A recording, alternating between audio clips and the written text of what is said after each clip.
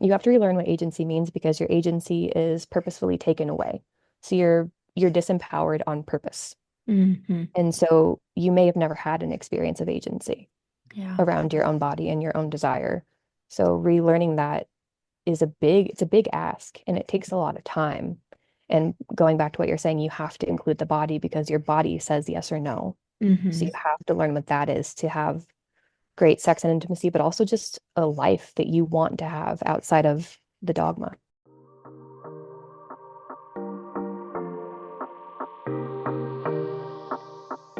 I'm Rachel, and you're listening to the Owning Your Sexual Self podcast.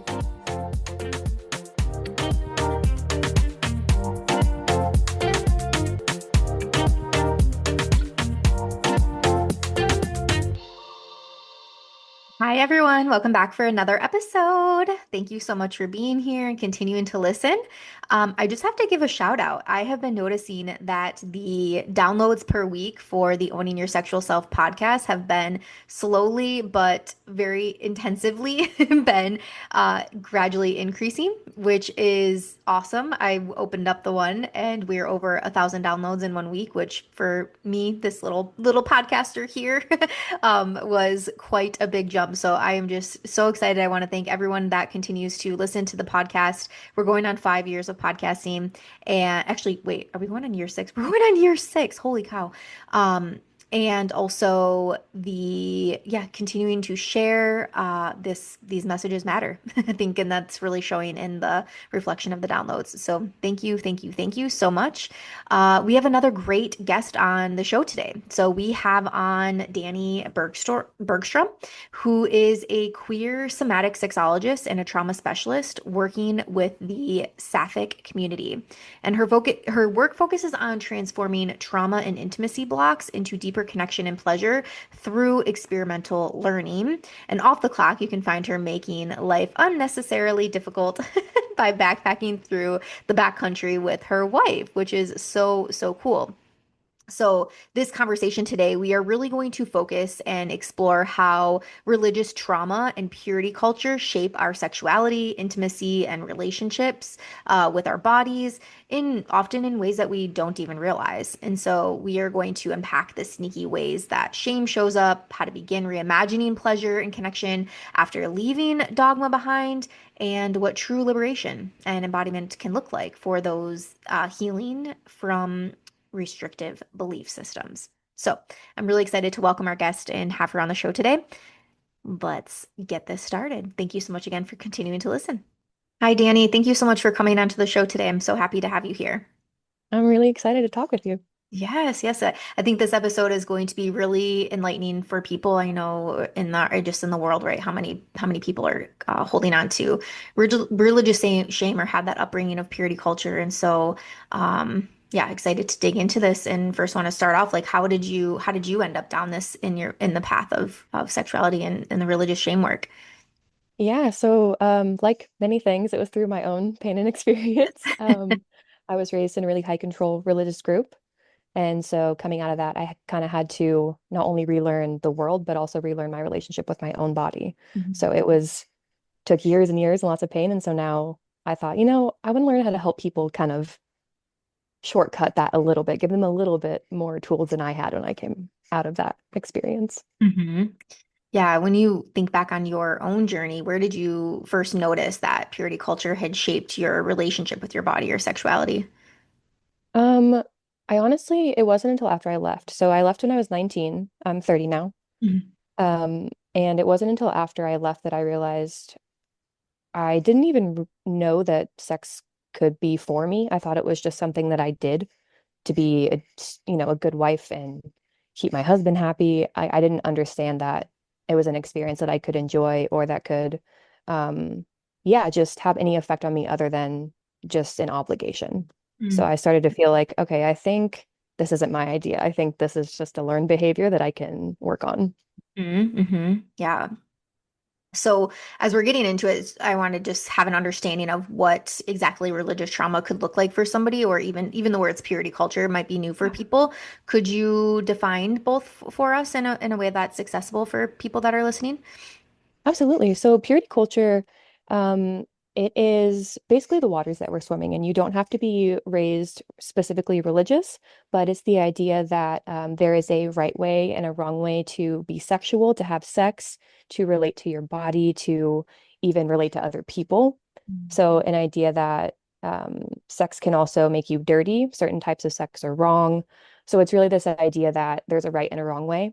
And especially with women, there's a lot more constraints on how you're supposed to dress and act and present yourself according to purity culture so that you could be acceptable to God. But even in a general sense, it's more of like what makes you a good person, what makes you a bad person. Mm-hmm, mm-hmm, So that's kind of the lens that they give us. And religious trauma, the way that I experience, the way that I understand it, is it's really a disconnect from your own feeling of feeling vital and alive that comes from religion. So the way that you disconnect from your body, the way that you view your body, the experiences that you've had that make you just feel small and there's a lot of fear. And I think any place where you feel like small, like you can't take up space because of some religious doctrine, there's probably some trauma there from the religious conditioning.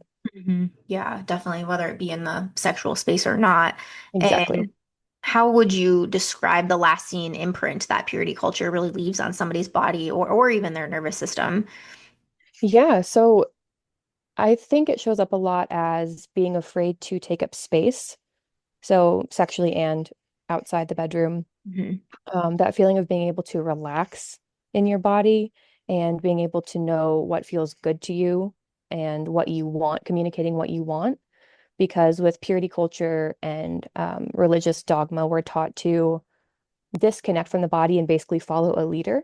So our focus goes from inside our body to what feels good and bad to outside with someone directing us. Hmm. So we're really taught to ignore what our body wants. And so I feel like that is the main reason that we see that showing up in the bedroom is we're not really even aware of what we want because Hmm. we were trained out of checking in with ourselves. Hmm. Yeah, like you are saying, like we outsource our pleasure essentially to, okay, like how, yeah, what is the book, what is the man, the God, whoever, right? Like saying that we should be doing, and we know, right, even just the word should is coming from a place of shame. Yeah.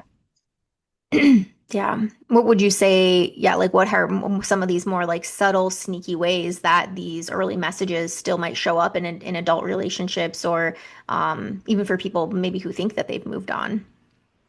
Yeah. So moving on from it, it's a journey. And the amount of time that passes doesn't mean that you're more or less over it because it's been X amount of years. It really takes intentional rewiring those beliefs and those patterns. Hmm. So I'll just throw that out there because Hmm. I found myself getting frustrated, like, oh, it's already been 5 years and I'm just not over it. The, Yes. the amount of time doesn't matter when it Yes. comes to the nervous system and the Thank you body, for as I'm saying sure you that. know. It's irrelevant. Yeah, there's no like Uh, one struggle. There's like no guide out there to no, healing, right? And like no timeline. And yeah, another right, like there should. You should be farther along. You should be over this by now. You should have new beliefs. It's like all, yeah, just again, should shame resonates in that word should. exactly. I feel like one of the main ways that I think is kind of sneaky is when you're struggling to receive pleasure in the bedroom of any sort, and your mind starts going to, did I do the dishes? Are my emails done? Am I taking too long? I don't know if I can do this.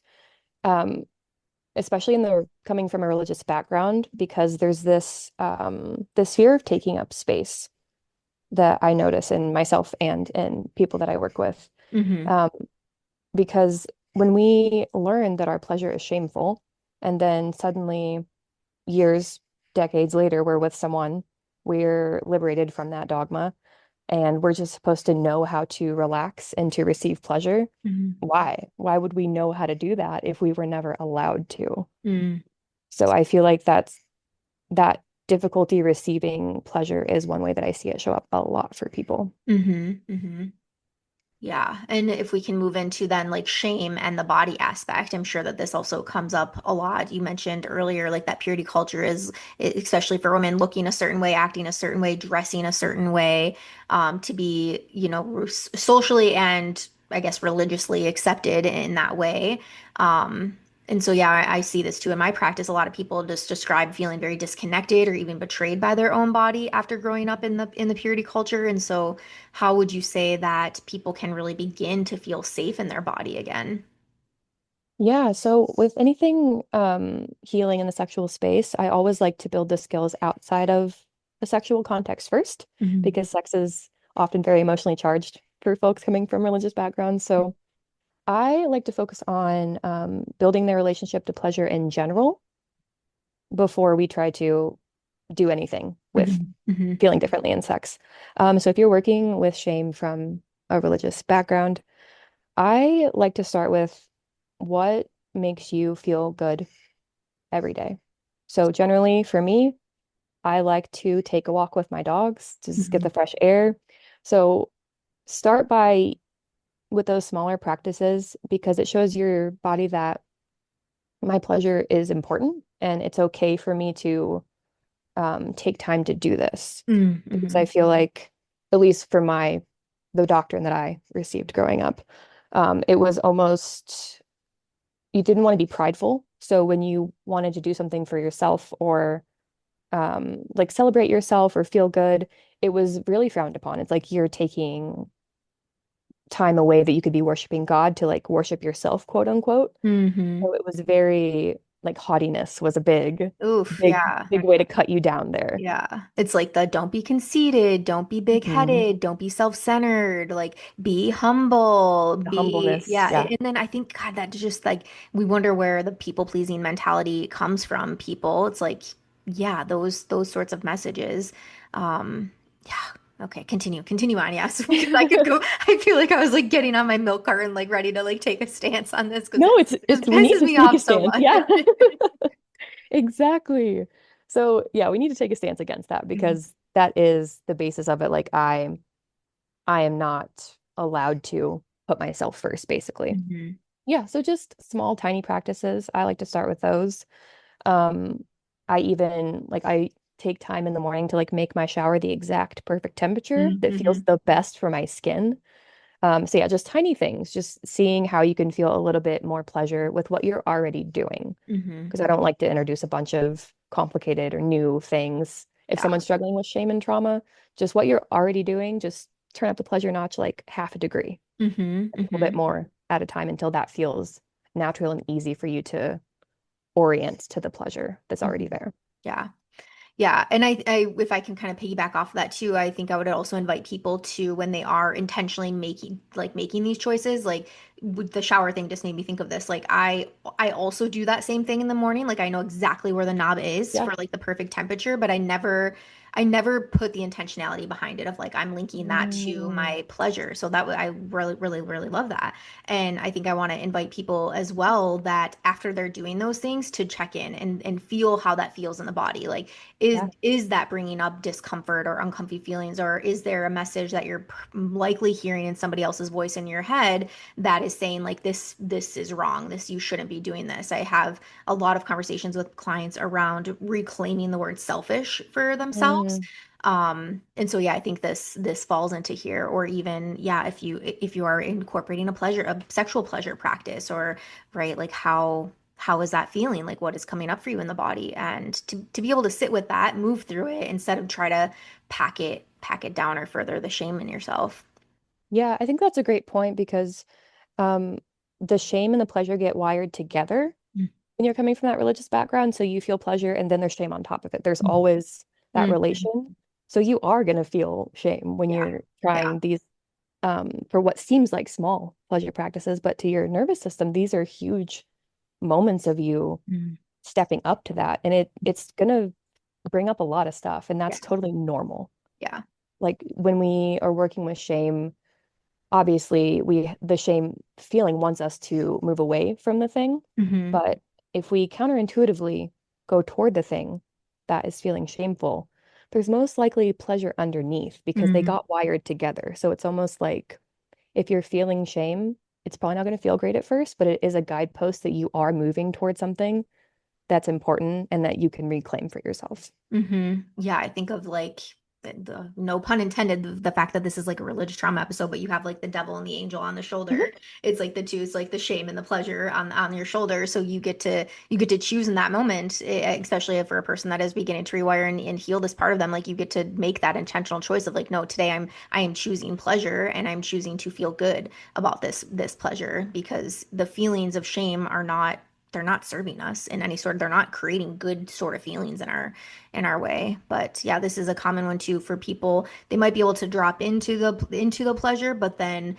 let's say post orgasm immediately after, it's like those intense waves of shame coming through Mhm. of like, oh shit, like I did something wrong, I did something bad, like yeah, that's I and yeah, again, just to normalize like anybody that's experiencing this, that's listening, we get it, we understand, and no story is the same. So um, yeah, I want to roll into safety then because I think safety is important too. How do you Mhm. help your clients like specifically feel safe in their bodies again?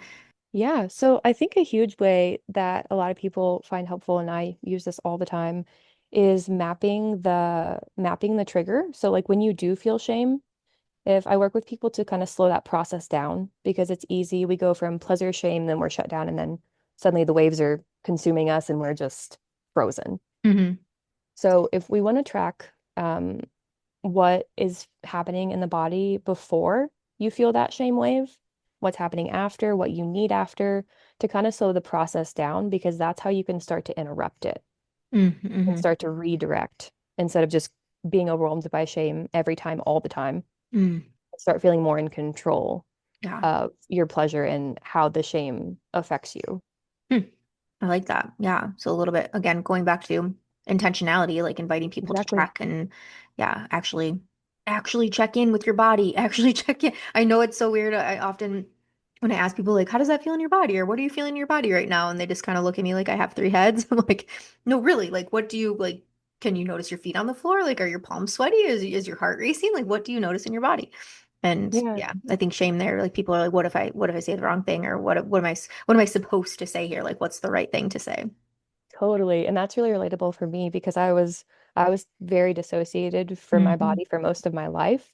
And so when I started working on that, I did have a lot of people say, "Where do you feel that?" I'm like, I don't know. Hmm. I Hmm. literally don't feel it. Yeah. And so then I would feel like I'm getting it wrong, which would then trigger more shame. And it was Yep. just I just got in this spiral of like everything I'm doing is wrong. Um, so yeah, when you are working with shame, it's okay if you don't feel anything. Hmm. If you're Hmm. just dissociated from your body, especially for me, dissociation always makes a lot of sense. It always happens for a reason. Hmm. And because I learned that my body was dirty and a side of, basically a side of sin and temptation for people, um, it was safer for me to just not feel anything. Hmm. That way I could just go on trying to please God and not be um, yeah, so worried about my body making me sin. Hmm. Yeah. Why do you think that the somatic work is so important and like in the body work is so important to people that are healing this sexual shame? Yeah, it's important. There are a couple reasons come to mind. Number one is because pleasure is in your body. It's Hmm. your senses. The way that you feel pleasure is by noticing how things impact your physicality Hmm. in the real world. And so if you're not aware of what's impacting you, then you don't know what feels good or bad, so you don't know what to ask for. Hmm. So that's really important in reclaiming your pleasure in from the religious context. Hmm. Um, And also, because shame does live in the body. So the systems outside of us, the religious trauma, the purity culture, those things affect us. They're not just a mental concept. They affect us physically. So shame comes with a lot of tension and bracing and that often causes a lot of numbness. Hmm. And so if we have to work with that physical tension in the body, um, for a shame to feel released, we have to acknowledge the physical tension that it's causing, or else our mind can be like, oh, I shouldn't feel shame. Sex is okay. But the body is saying, no, no, actually, it's not. There's still that tension. Hmm. So we have to work on both levels. Yeah. Yeah, that makes sense. I've been having a lot of conversations with people really, really this year because I also recently got trained in somatic work and yeah, I think it's so important. I've been doing traditional like talk therapy for years and years and years, but now bringing in the somatic point. It's really been a game changer for people. And yeah, I think a lot of people in the world are dissociated from their body, whether it's from religious trauma or not.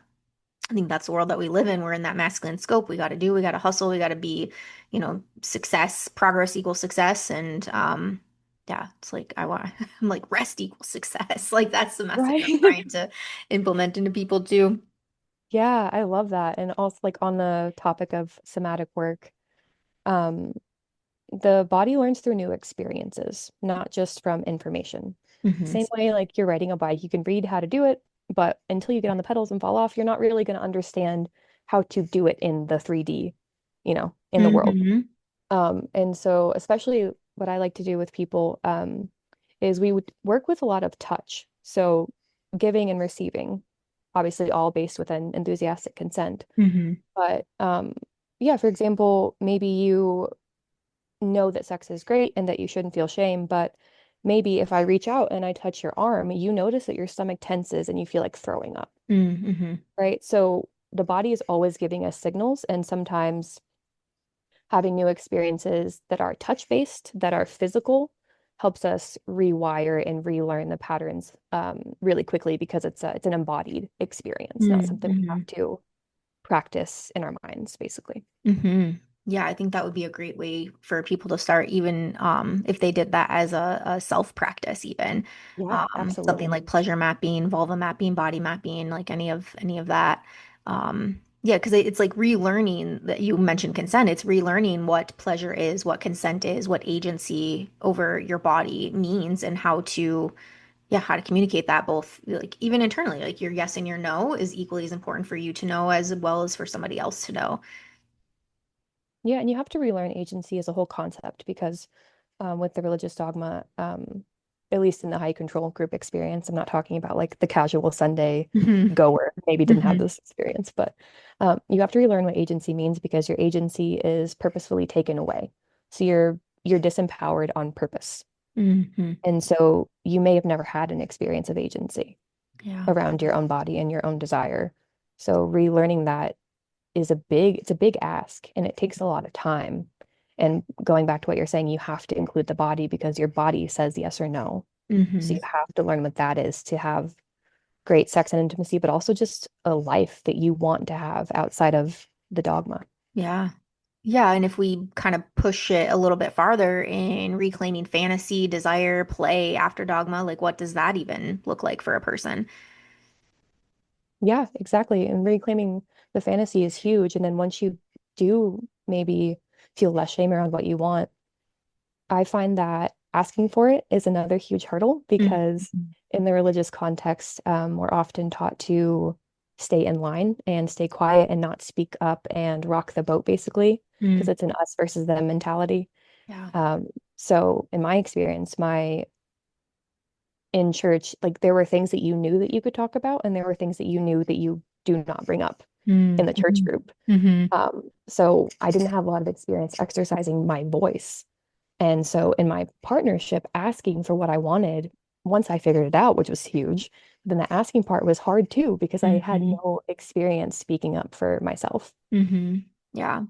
How would you say, just from your own personal experience, again, like when you started to use your voice, how was that received by the people that you were sharing with? Sometimes it was received like, oh, thank you. Like Hmm.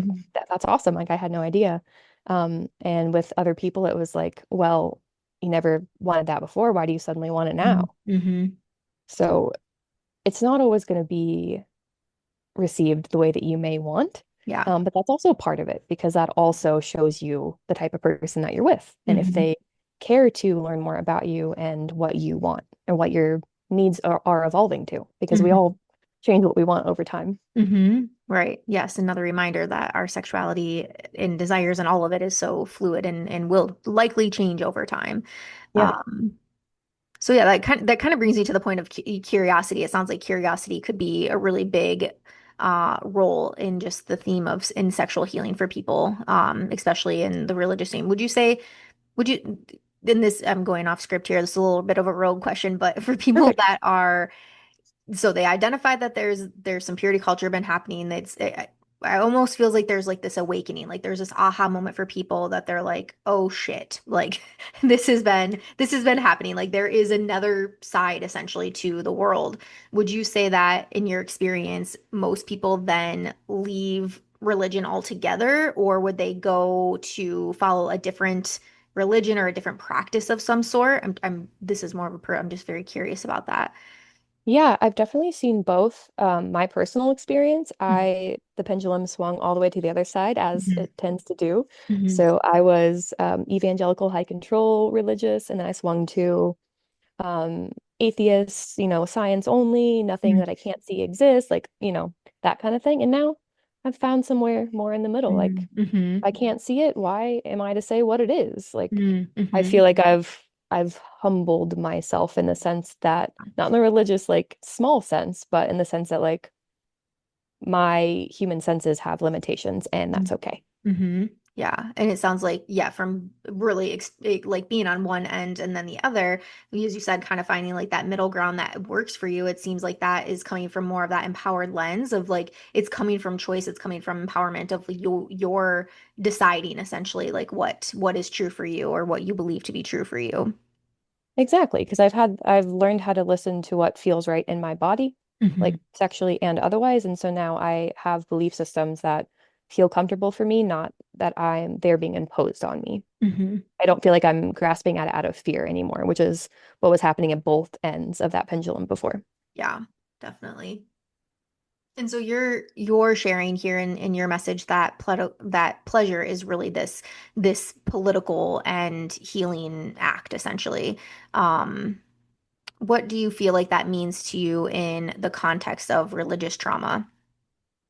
Yeah, I feel like the importance of pleasure, I always like to tell people like it is about sex and it's also about other things too. It's also bigger Hmm. than sex. It's Hmm. both. Hmm. Because when you know what feels good in your body, like we were talking about, your body's yes and no, this feels pleasurable, this feels not great, Hmm. you're less easy to control. Hmm. And so coming from this high control group, obviously their purpose was to control me. And it was easy to be controlled because I was outsourcing my my yes and my no and my guidance. I wasn't turning to myself. So once you know what feels good within yourself, you are less likely to be controlled, whether it's by religion or some people doing some whack stuff in your relationship. You're going to Hmm. be able to feel like, oh, this actually feels bad, and I need Hmm. to investigate what's feeling off about this. Yeah. Yeah, and as you started to connect with yourself more sexually and be more like in tune with body and whatnot, what I'm curious, just the way that you move through the world, like what were some other things that you noticed in yourself? Um, Outside of sex, I would say I got a lot more confident. Hmm. Um, Again, with the voice, I got more comfortable speaking up and advocating for myself, which meant setting boundaries with some people, which meant saying like, "Hey, actually, what you said, that wasn't okay with me." Hmm. That was huge, big deal for me.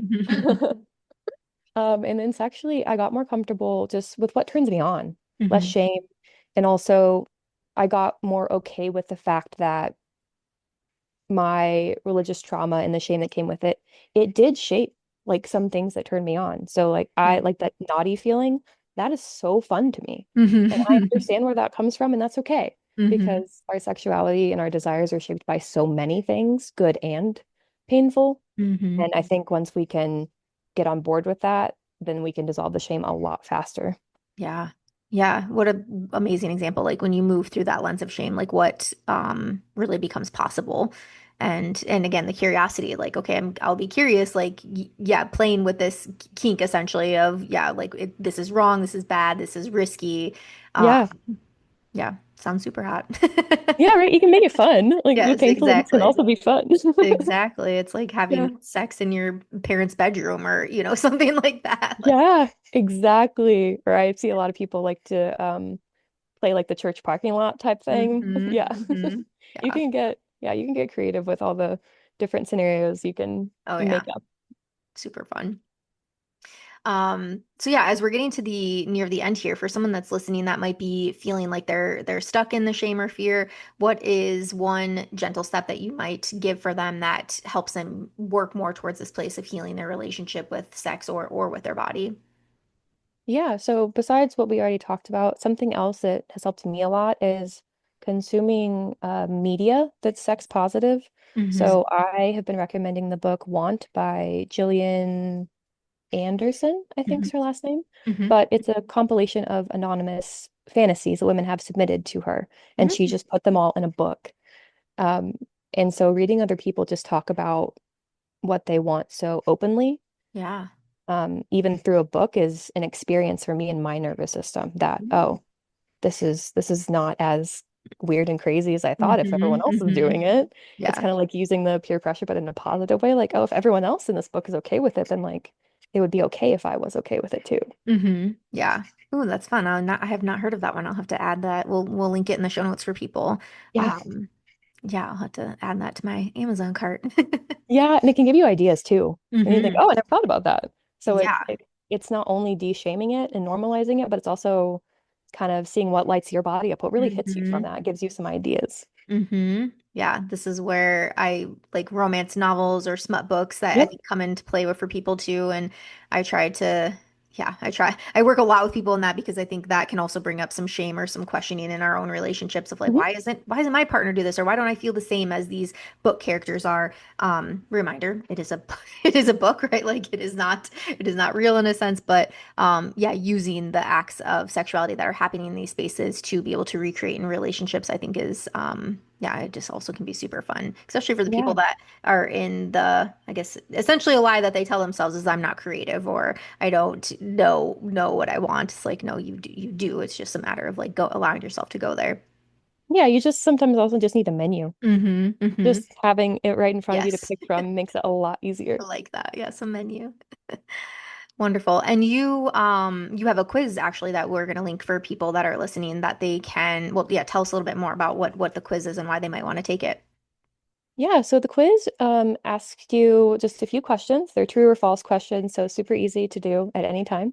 And it's basically at the end, it tells you what your dominant nervous system response is to intimacy. Mhm. So a lot of people feel a lot of shame if their body's reacting in a way that their mind doesn't want them to.